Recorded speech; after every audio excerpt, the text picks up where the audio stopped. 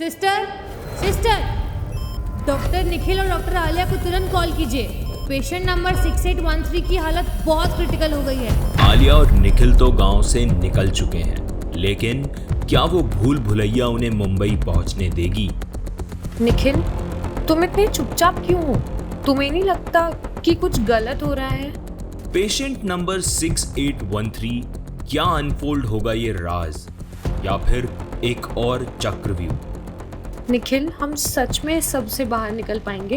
क्या आप तैयार हैं भूल भुलैया की उन टेढ़ी मेढ़ी गलियों से गुजरने के लिए?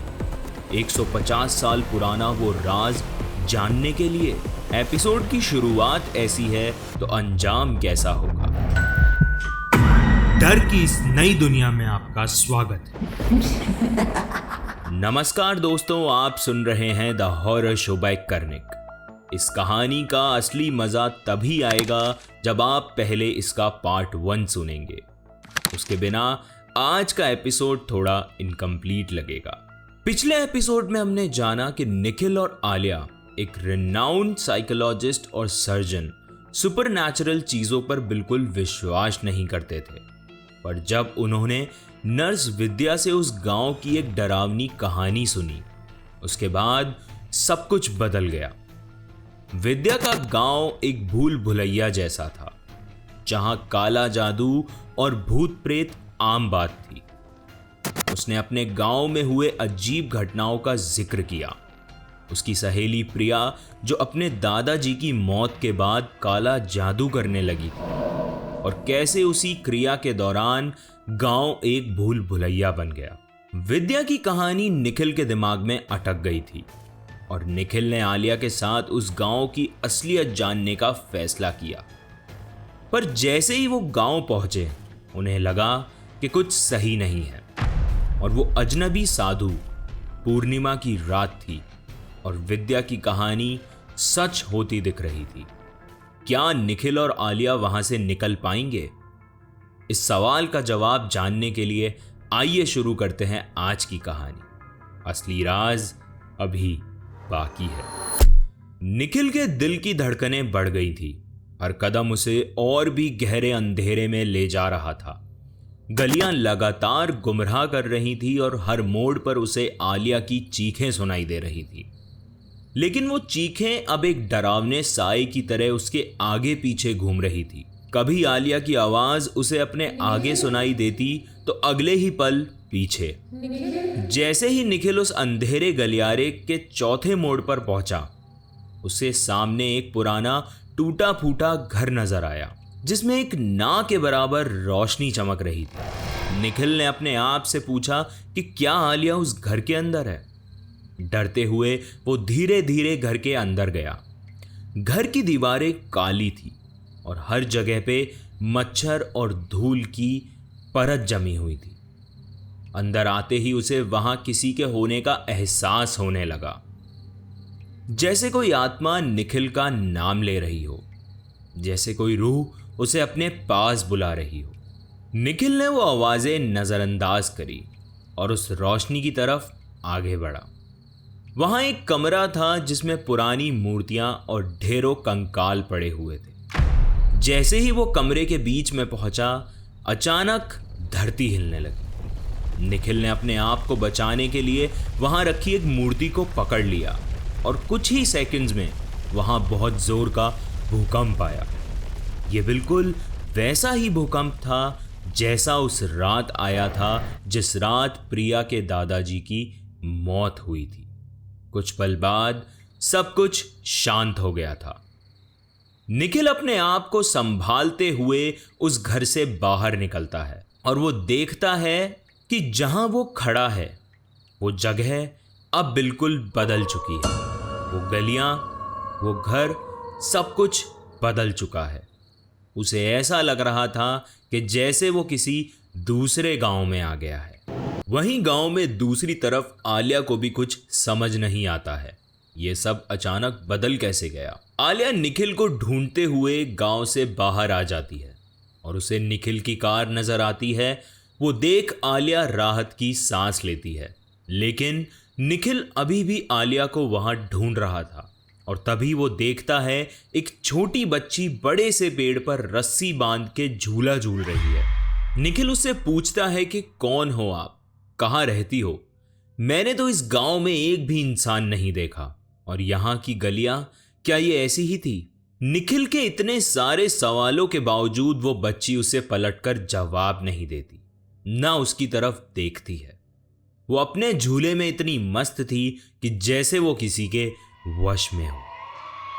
निखिल उसका झूला रोक देता है और उस बच्ची का चेहरा गुस्से से लाल हो जाता है।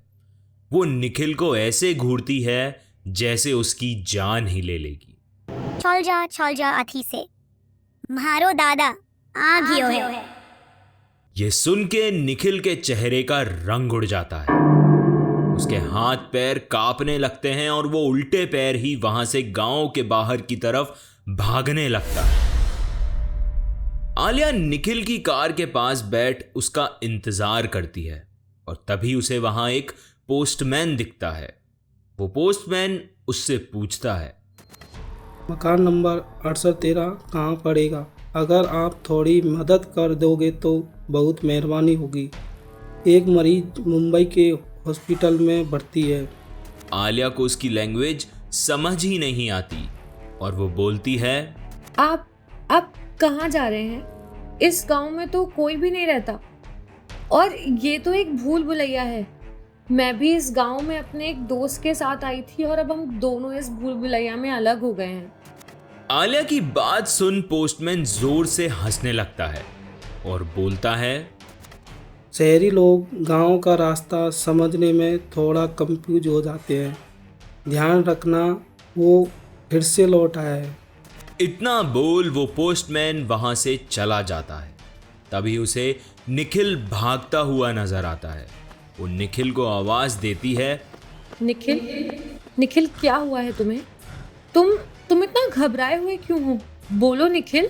भले विद्या की कहानी सच है, हमें वापस मुंबई जाना है, जल्दी निकलो यहाँ से। अरे निखिल, तुम कुछ बताओगे कि क्या हुआ है? तुम्हें पता है मैं कितनी मुश्किल से उस गांव से बाहर आई हूँ। उस अर्थक्वेक से तो मेरी जान ही निकल गई थी। मुझे गांव में एक छोटी बच्ची मिली, वो बड़ी ही अजीब थी। उसने बोला कि मेरे दादा वापस आ गए। निखिल की बात सुन के आलिया का दिमाग एकदम घूम गया और उसने निखिल को बताया कि उसे एक पोस्टमैन मिला था, उसने भी ऐसा ही कुछ बोला कि वो वापस आ गया है। अगर विद्या की कहानी सच है तो क्या ये प्रिया के दादा धवल सिंह की बात कर रहे हैं?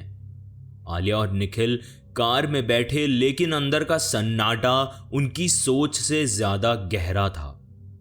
उनका गांव से वापस मुंबई का सफर शुरू हो चुका था, लेकिन हर 1 किलोमीटर उन्हें वापस उसी जगह पर खींच रहा था।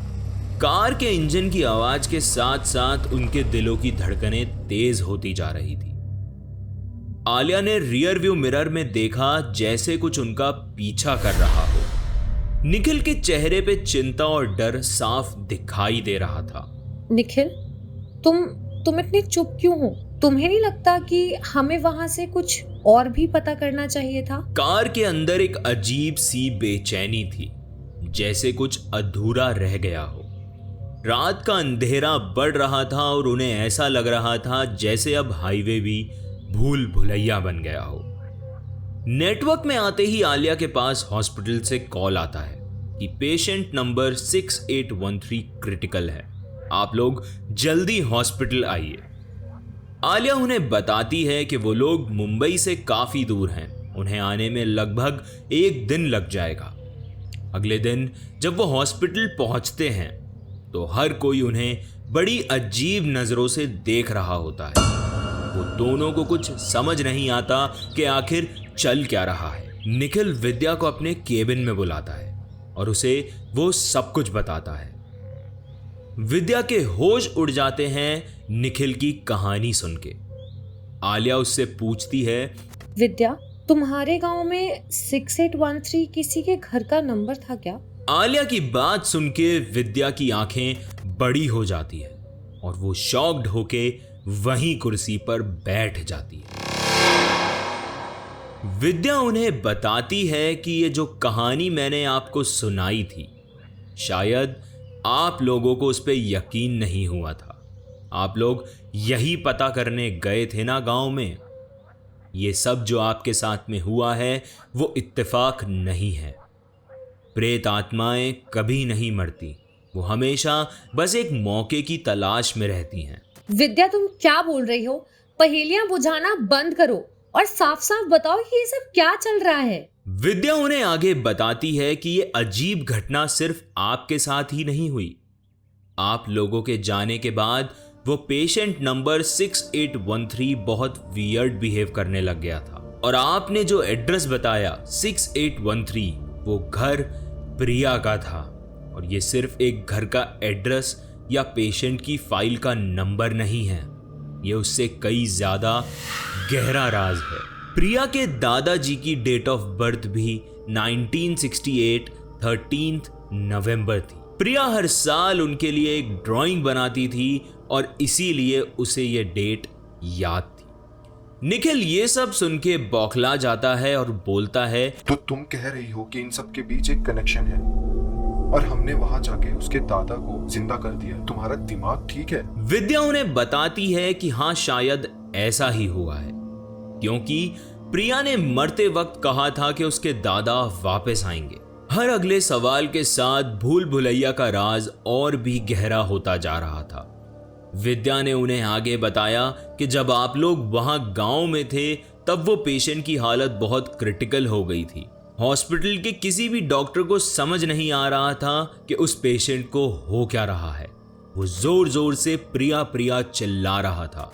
उस वक्त तो मैं कुछ समझ ही नहीं पाई थी, लेकिन अब आप दोनों की बात सुन के सब कुछ समझ आ रहा है। क्या धवल सिंह की आत्मा उस पेशेंट में आ गई थी?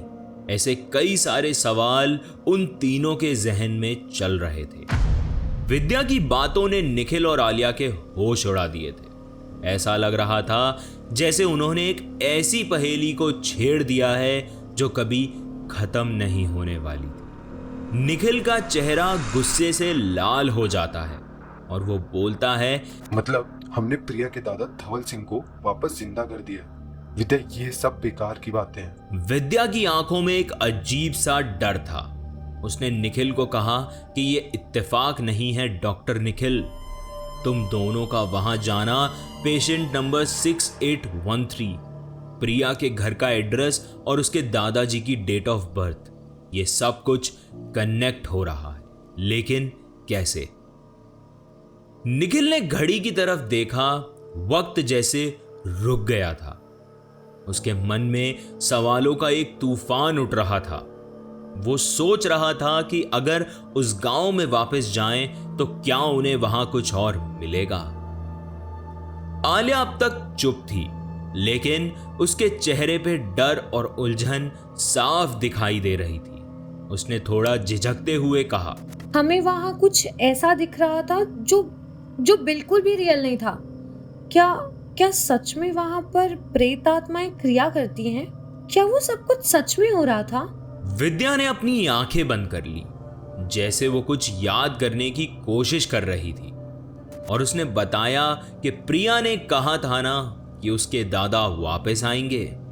शायद वो मरते वक्त कुछ कहने की कोशिश कर रही थी। विद्या के चेहरे पे एक मिस्टीरियस मुस्कुराहट थी और उसने बोला कि अब तुम वापस नहीं जा सकते डॉक्टर निखिल। कुछ चीजें वापस नहीं आती और कुछ रास्ते सिर्फ आगे ले जाते हैं। निखिल का मन अब पूरी तरह से अंधेरों में डूब चुका था।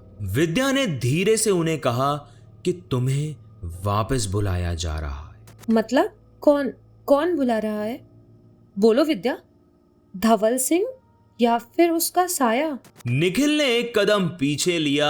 उसके चेहरे का रंग उड़ गया था। उसे अब हर चीज बेकार लग रही थी। एक अजीब सी उलझन ने उसे जकड़ा हुआ था। ये सब पागलपन है। साए लोगों को नहीं बुलाते। विद्या ने बस एक गहरी सी सांस भरी और धीरे से कहा कि कुछ साए कभी अपने रास्ते छोड़ते नहीं डॉक्टर निखिल, और तुम्हारा रास्ता अब सिर्फ एक है, वही गांव जहां से सब कुछ शुरू हुआ था। तुम्हें वापस जाना ही पड़ेगा। विद्या ने एक कदम आगे बढ़ाकर निखिल के कान में धीरे से कहा, लेकिन याद रखना, जब तुम वापस जाओगे तुम वैसे नहीं रहोगे जैसे तुम आए थे। कुछ बदलने वाला है। विद्या की आंखों में छुपी मुस्कान और उसने जो निखिल से कहा, उसने पूरी कहानी पे एक क्वेश्चन मार्क लगा दिया था। और अब निखिल और आलिया के सामने एक ही रास्ता था जो उन्हें वापस उसी जगह ले जा रहा था जहां से सब शुरू हुआ था। आपको क्या लगता है कि कहानी के अगले हिस्से में क्या होगा? क्या निखिल और आलिया इस भूल भुलैया के राज को सुलझा पाएंगे? क्या विद्या उनसे कुछ छुपा रही है? कहानी का अगला पार्ट बिल्कुल भी मिस मत करना, क्योंकि भूल भुलैया 3 में कुछ ऐसा होगा जिसे देख आप ये कहानी कभी भूल नहीं पाएंगे। आपको ये एपिसोड कैसा लगा मुझे कमेंट्स में ज़रूर बताएं। अगर आपके पास भी कोई कहानी है तो आप उसे मुझे DM कर सकते हैं या फिर इस ईमेल एड्रेस पे भेज सकते हैं। हो सकता है अगली कहानी आपकी हो। गाइस, हमारे पॉडकास्ट को स्पॉटिफाई पे रेट एंड फॉलो ज़रूर करें। और अगर आप ये कहानी YouTube पर सुन रहे हैं तो हमारे चैनल को सब्सक्राइब करें और कहानियों की लेटेस्ट अपडेट्स के लिए नोटिफिकेशन बेल आइकन ज़रूर दबाएं। हमारे चैनल पे ऐसी कई सारी हॉन्टेड स्टोरीज अवेलेबल हैं, तो आज ही विजिट करें और अपने फ्रेंड्स एंड फैमिली के साथ लेट नाइट चिल्स का मजा लें। धन्यवाद। आप सुन रहे थे द हॉरर शो बाय करनेक।